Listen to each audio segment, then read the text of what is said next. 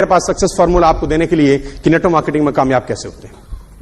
तैयार हैं आप लोग? आप नोट्स बना रहे हैं? कितने लोग 1 या 2 पेज लिख चुके हैं? वेरी गुड यार, मुझे अच्छा लगता है जब आप नोट्स बनाते हैं।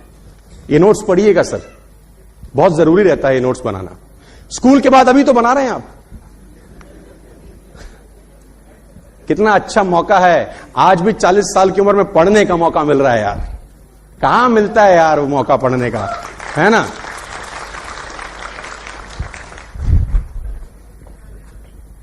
माई सक्सेस फॉर्मूला साथ रहिएगा मेरे, मैं आपको आगे लेके चलता हूं कि अब ये धंधा होगा कैसे। हमको मॉडल भी समझ में आ गया, ये भी समझ में आ गया नथिंग इज इम्पॉसिबल। अब करेंगे कैसे? अब क्या करेंगे कि बिजनेस होने लगेगा? करना नहीं पड़ेगा, होने लगेगा। होने लगेगा अलग होता है और करना पड़ेगा। कुछ लोग करते हैं, मेरा होता है।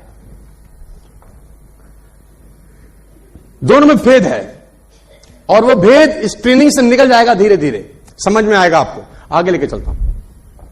हां सर, और मैं बोलता हूं अंतरात्मा से इस प्रोफेशन में डूब जाना। और मेरे कुछ सवाल हैं आपसे फिर आज। सचिन तेंदुलकर जब क्रिकेट खेलना शुरू किया, उसको उस प्रोफेशन पे कितना % ट्रस्ट था?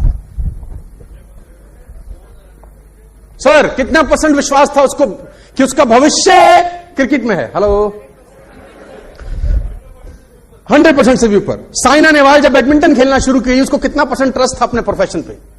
जाकिर हुसैन तबला बजाना शुरू किए, कितना % विश्वास था अपने प्रोफेशन पे? हां सर, मैं जानना चाहता हूं। मैरी कॉम जब मुक्केबाजी चालू करी, नॉर्थ ईस्ट की एक लड़की, कोई संसाधन नहीं, उसको कितना % विश्वास था कि मेरा भविष्य मुक्केबाजी में? मैं आपसे पूछना चाहता हूं। 100%। क्या किसी को भी 99% भरोसा था क्या? हां सर, मैं आपको कहता हूं अंतरात्मा से इस प्रोफेशन में कूद जाना और ये बात गांठ बांध लेना कि 10 साल आपको इस बिजनेस को देने हैं sir. I ask you to give at least 10 years for network marketing। 10 साल से इस बिजनेस में कूद जाना, रम जाना पूरी तरह से। आप सोचो, जाकिर हुसैन 2 साल तबला बजाने के बाद बोलता वायलिन बजाते हैं, सेटिंग ठीक नहीं हो रही। सोचो, 2 साल तबला बजाने के बाद बोलता वायलिन बजाते हैं। साइना नेहवाल बोलती 2 साल के बाद बैडमिंटन खेलने के बाद, चलो मुक्केबाजी करते हैं, मजा नहीं आ रहा। सोचो क्या होता। मैं पूछना चाहता हूं आपसे, सोचो मेरी कॉम 3 साल 4 साल मुक्केबाजी के बाद रेसलिंग में उतर जाती। गीता फोगाट स्विमिंग करने चली जाती 2 साल के बाद। मैं आपसे पूछ रहा हूं कि अमिताभ बच्चन 3 साल के बाद एक्टिंग ना करके सिंगर बन जाता, हॉकी खेल रहा होता। इन सब लोगों का जिनका मैंने नाम लिया, इनको अपने भरोसे पे, विश्वास पे, अपने काम पे कितना % भरोसा था? मैं आपसे ये पूछ रहा हूं। और मैं जान के हैरान होता हूं कि 4 साल 5 साल नेटवर्किंग में गुजारने के बाद भी लोगों को नेटवर्क मार्केटिंग पे भरोसा नहीं होता है। 4 साल बाद भी लगता है पता नहीं होगा कि नहीं होगा। 5 साल बाद भी घंटी बजती है। 5 साल बाद, 6 महीने साल की बात नहीं कर रहा मैं। I am talking about after 5 years they think they are in the wrong profession.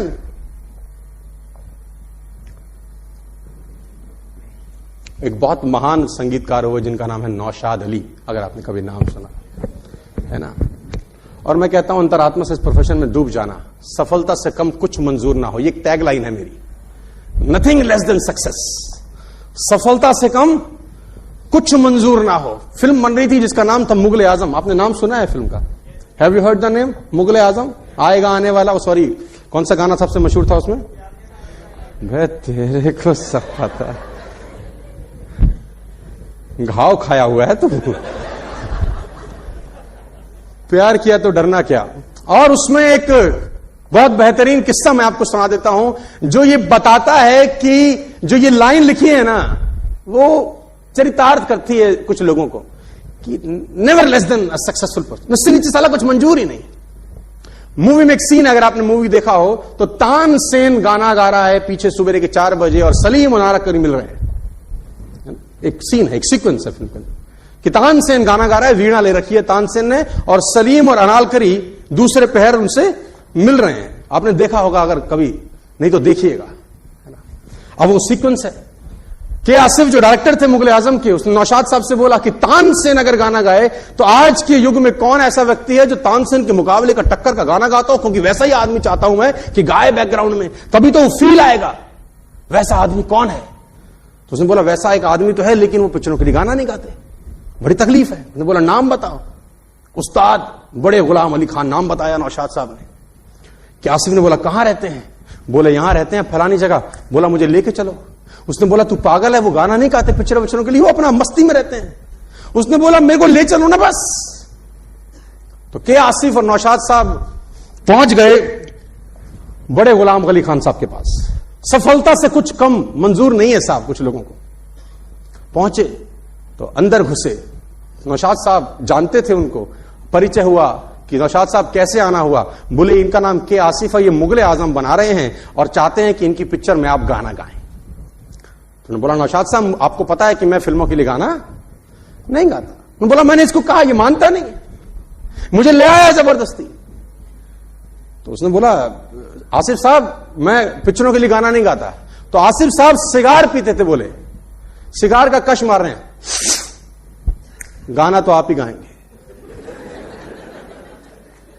तो उसमें बड़ा बदतमीज आदमी है, मैं पिक्चरों के लिए गाना नहीं गाता, गाना तो आप ही गाएंगे। तो नौशाद साहब को बोला बड़े गुलाम अली खान ने सेट कर दूं उसको। तो नौशाद साहब ने बोला सर हमसे तो हो ना रहा है ये सेट, हमको तो दूर तक ले आया। तो बोला आसिफ साहब आओ कमरे में बैठेंगे। नौशाद साहब आप रुकिए। 500 रुपए महीना मिलता था एक गाना गाने का। उस जमाने में एक गायक को 500 रुपए एक महीने का मिलता था। तो के आसिफ साहब को गुलाम अली खान ने बोला गाना गा लूंगा, 50,000 रुपए लूंगा एक गाना गाने का, 50,000 रुपए लूंगा एक गाना गाने का। तो कहते हैं के आसिफ ने कुर्ता पहन रखा था, जेब में हाथ डाला, 10,000 का बंडल रखा, गाना तो आप ही गाएंगे, ये 10,000 एडवांस, गाना आप ही गाएंगे।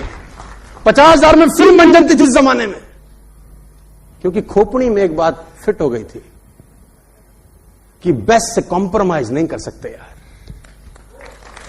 हम बेस्ट से कॉम्प्रोमाइज नहीं कर सकते यार। 70 साल के बाद आज हम उस फिल्म के बारे में बात कर रहे हैं। 70 साल के बाद, 16 साल उस पागल आदमी को पिक्चर बनाने में लग गए। 16 साल, आपने कल्पना करी, एक आदमी डेडिकेटेड होकर लगा रहा एक ही प्रोजेक्ट के ऊपर 16 साल। टेक्निक भी नहीं थी, रिसोर्सेज भी नहीं थे, लेकिन एक बात थी, सफलता से कम। और साला जब बनी तो फिर आपको पता है कि क्या हुआ है। और मैं बताना चाहूंगा आपको सर, काम में डूबे हुए लोग हैं, इन्होंने अपने प्रोफेशन से मोहब्बत की है दोस्तों, इन्होंने अपने प्रोफेशन पर शक नहीं किया कभी भी, never ever in their life. और मैं आपको बता दूं कि काम में डूबने का मतलब क्या होता है। मैं पढ़ता था उस आदमी की जीवनी जिसका नाम था नौशाद अली, जिन्होंने म्यूजिक दिया मुगल आजम। तो उस जीवनी में लिखा था कि नौशाद साहब की ये फिंगर के बीच का जो रास्ता होता है, ये फिंगर के बीच का जो रास्ता होता है और ये फिंगर के बीच का जो रास्ता होता है, ये सारी जगह जली हुई है, ये सारा जला हुआ है। क्यों जला है?